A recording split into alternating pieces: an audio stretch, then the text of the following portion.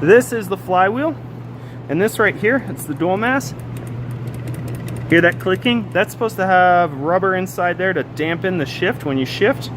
I went with the single mass, which puts the dampening into the clutch plate here instead of this. So that's all worn out, and then that eventually will fail, and when that fails, you need to get a new one, and they're super expensive. Then we got our wheel here.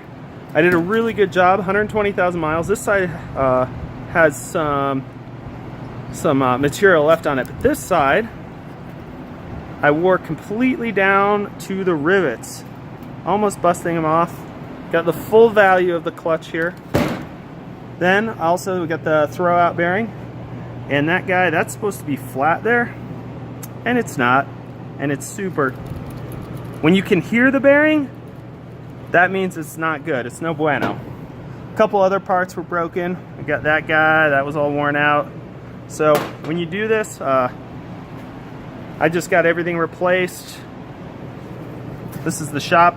Make sure you check them out. I'll put a link in the description below. This was also looking pretty worn.